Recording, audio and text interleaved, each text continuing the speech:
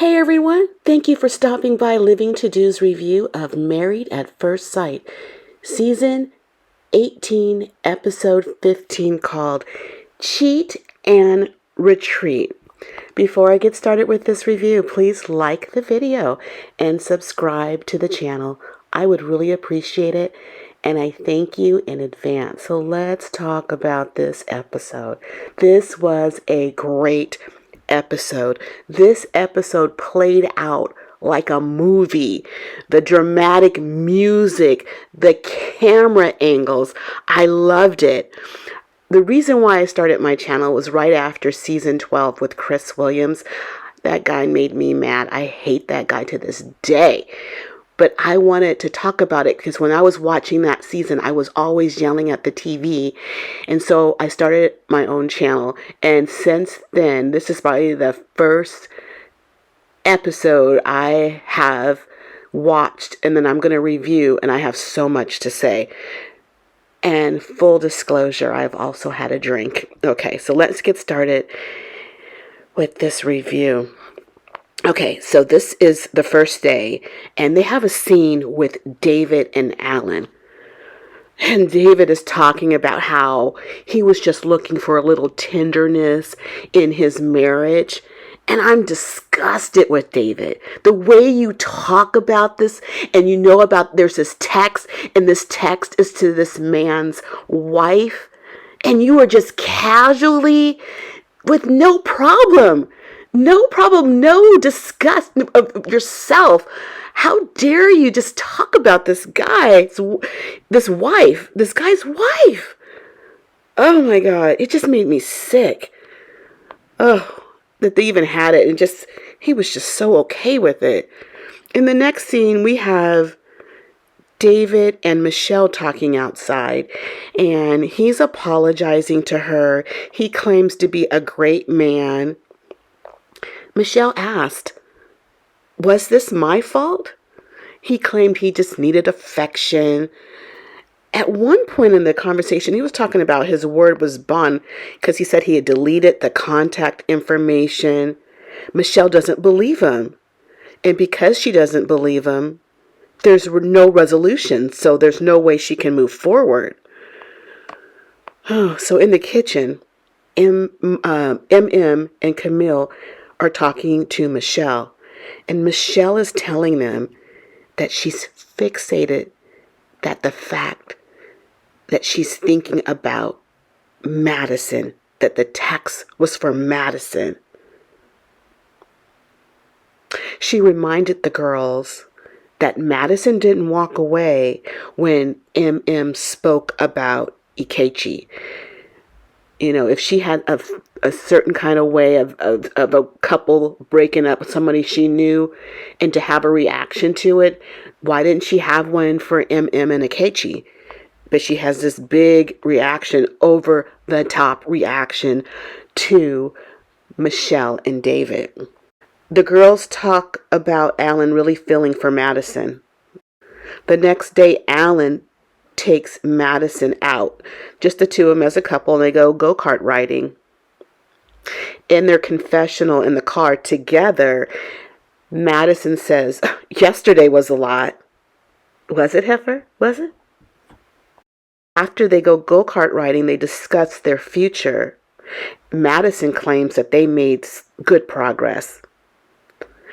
Alan felt that Madison needed to lean into him more. Later in the day, Alan asked Michelle to talk. He just wanted to know how she was doing after the fiasco. He shared, he also had gone through something like this in the past, something similar. And again, my heart is breaking because he's going through it again and he doesn't know it. In fact, he might be the only one who really doesn't know it. Oh, they're the last to know. He has such tunnel vision on Madison. He's just unaware of his surroundings. He tells Michelle that he didn't notice anything that night when they went out, while it was all happening underneath his nose. I mean, I'm getting madder and madder just watching this. I don't like it when good people are hurt. It just makes me so mad. I just want to stand up for them. Later that night, the group plays a game called Who's Most Likely To? And one of the questions was, who is most likely to cheat? Interesting enough, Madison said David.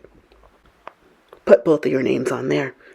And a funny moment though, Thomas wrote down himself, and the way Camille turned around and looked at him and said, wait a minute now. Apparently he's cheated in the past, so he was referring to his past. And Camille says, like, you know, you don't want to accidentally fall down the stairs now. I really like Camille. I know a lot of people say things about her, but I like her. She's one of my she's actually my favorite couple is her and Thomas, and I really had nothing bad to say about her. I like her. She has a fun personality, and it shows. Now MM asked a question: who is most likely to swap partners? And at this point, I'm like, you can't tell me the producers were not in on this to have some type of question like this pop up. Whenever have we had questions about swapping partners within the franchise? I just think it's like a setup. I mean, it's really playing out like a movie. Well, anyway, Juan said Madison. Ding, ding, ding, ding. You got a winner. Later, we see Michelle and Alan in the kitchen. They talk about the night in question. And Alan tells her, there was no other people there besides him, Madison, and Carla. Michelle said she has a gut suspicion. And he said that Madison and Carla, they went to a second location. They went dancing. Michelle tells him David was also there. You can see in Alan's face that he follows her now. He follows what she's saying, but he really can't see it. He has blinders on. Michelle wonders if they have each other's numbers. She tells him about her theory that her name and Madison's name both begin with an M, and that's where the confusion came from. Once again, I feel so bad for Alan. Here he is in the kitchen and he's cooking for everyone. He's so selfless. Michelle wants this conversation just to be between the two of them. She's not ready to blow up the spot yet. She said that she can feel herself spiraling. Alan says his gut feeling is telling him that she's wrong. Alan's at the stove cooking with a spatula in one hand and a closed fist in the other. He said he put so much trust into her. Alan said if this was the case, if the situation was true, that he would F her up. I think that's what he said, because it was bleeped out. Later, they got Michelle talking to Madison in the bedroom. Madison claims that she knows nothing about the text. She asked Madison, she was so brave. She asked her, was the message for you? Madison said, why would the message be for me? It was the way Madison responded. It was the incorrect expression for the nature of the question. It made her look guilty. She could have said, no, of course it wasn't for me. No, I don't know anything about it. It was just matter of fact. And she always has this stupid, goofy, nervous laugh. And right now, I'm just sick of it. Every time she does it, it makes me think she's laughing at the situation. She's laughing in all our faces. And that laugh occurs in the most inappropriate times. Madison says she doesn't have any messages from David. She hardly sees David. Michelle asked Madison, do you have his number? She said, well, they do text about the gym. Madison offered her phone to Michelle, adding another inappropriate, goofy, nervous laugh. I guess while getting her phone, Madison checks on Alan, who's now laying down in bed. He said he needed some time. Alan was in the confessional and said, a seed was planted, and it's growing. Now, Michelle is downstairs talking to David on the couch. She asked him straight out, was the text for Madison? He said no. And at the same time, he's grabbing this blanket, like to deflect. Did you catch that? Was that message meant for her? No. Now he's deflecting even more, saying he's done with the conversation. Believe it or not, he tells Michelle. Michelle said at that point, I think I have my answers. Michelle gets around to Madison. Madison wants to know, why am I brought into this? Why do you think, homewrecker? Michelle told Madison straight out, it was your response to my question. It was a red flag, the way she responded. And I love Michelle. She is so direct. She ain't missing a beat. You think people are not going to step up for themselves in this regard. You think she's going to back down and whatever, bury it, because you don't think she's going to embarrass herself with this info. She's going to embarrass everybody. If the thing is, she's going to get to the truth. And if that embarrasses you, so be it. And Madison says, she was saying how she wasn't text and that Michelle could believe it or not, which is the same thing David said. She now shows Michelle her phone. Michelle was looking at Madison's phone over Madison's shoulders while she's scrolling through. Michelle at the same time is saying she's not hiding anything. And together they see that there are no messages from David to Michelle on her phone. And that's the thing. Earlier, Madison said that there was texting about going to the gym, and now there's absolutely no messages because you deleted them. At this point, I wanted to scream into that camera and tell Michelle to check the deleted deletes. And now Madison wants to go home. She always wants to go home when the situation's getting hotter and hotter and she's looking worse and worse. I want to go home. I want to go home. She goes into her room and a producer follows her. Now she's out of our view, but we can see him and we can hear him ask her, or we hear her say, what do I do? And the producer then asks her, is there any truth to this? And she says, I don't know. What kind of response is that? And she's crying, saying she's going to break Alan's heart into 1,000,000 pieces. Oh, this woman. Yeah, you are. You're a skank. Madison is Married at First Sight's worst wife ever. Molly's number 2 and Elisa is number 3. I hope David's worth it. Then again, I hope not. So at 10:27 p.m., we see Michelle knock on David's bedroom door. He was sleeping. And she wakes him up and she wants to chat with him. So they go downstairs to chat. And she's like, oh, I just wanted to chat with you, with her stupid, nervous laugh. She claims, well, she didn't claim. She says, we have a chemistry. And I enjoy our gym dates. She confessed that she likes him maybe more than she should. And she said she can't continue with her marriage. David asked her, does Alan know? He told Madison, I can see you as my ride or die. He ain't worth it.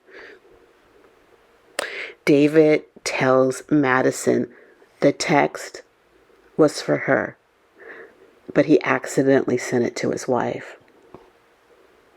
So what was she deleting if she didn't get the text? Other texts, I guess. More explicit text. David says that this situation is going to be hurtful to their spouses, but it was best for them. That is so selfish. And the two of them hug. I got a sick feeling that Madison is here to blow up the joint on purpose. I can't believe how much this is playing out like a movie.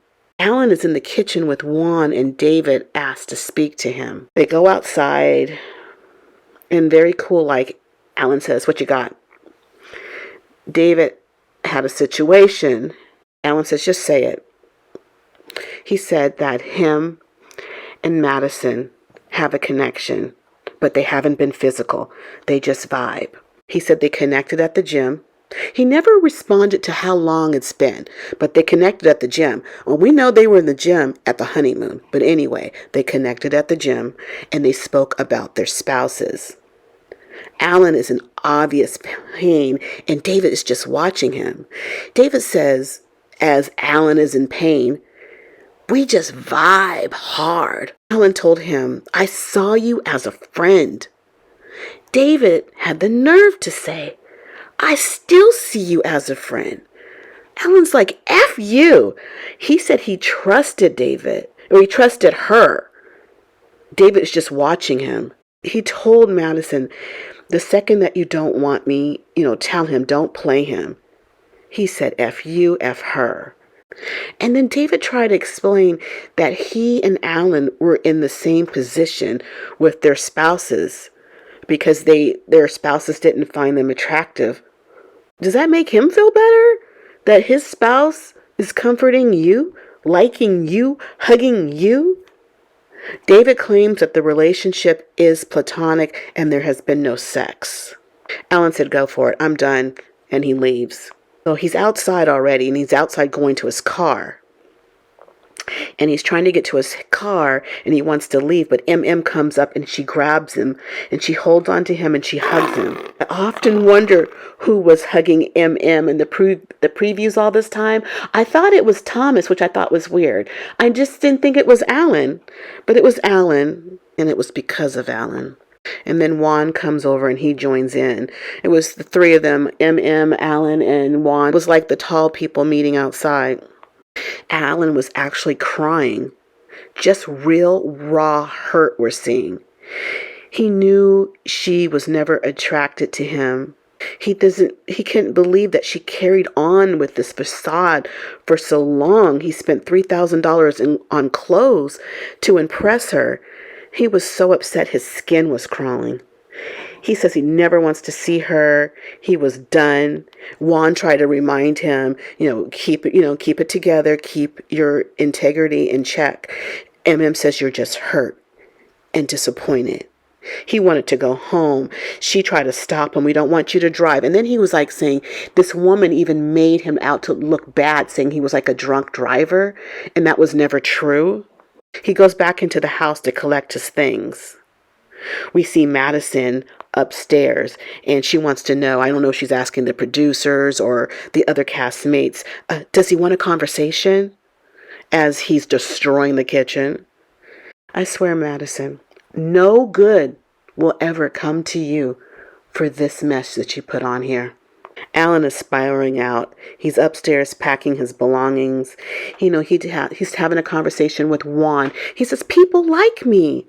But Michelle looks at me with such disgust. Not Michelle. Madison looks at him with such disgust. This is when Michelle enters the room. And he tells Michelle that David told him. Of course, Alan didn't want it to be true. Michelle doesn't know at this point what really went on, who confessed, because David told Alan first. Michelle says it was just a woman's intuition. And Alan had heard that many times before from his mother, when a woman's intuition. Alan said he's tired of putting effort into people. Oh, I hate that for him so much. Michelle and David speak again, and David apologizes and said that he lied. He lied about the text. He lied about the food. He lied about Tiffany. That is just nuts. He claims to be still a good guy. How can you be a good guy and you're hooking up with her friend? In the confessional, Michelle said that David is a child and that he is trash. He is opposite of everything he says he is. And that's where the episode ended. It was a very good episode. I don't know why I thought it was a movie. And the episode, it needed that 2 hours. It fit in just fine. And normally every commercial, I'm like, how much time do we have left? I didn't feel that way in this episode. It was so good. We're going to see next week where Michelle is talking to Madison again. So let's see what happens with the lies that she's telling in her face, smiling in her face, acting like just normal.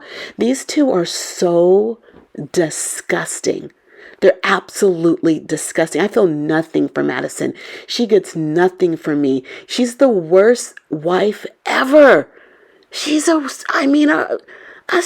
I can't believe she would do these things. I mean, how does her family... She's just like her mother. The woman that embarrassed her, she's embarrassing on a big scale. You're no better. You're just rotten to your core.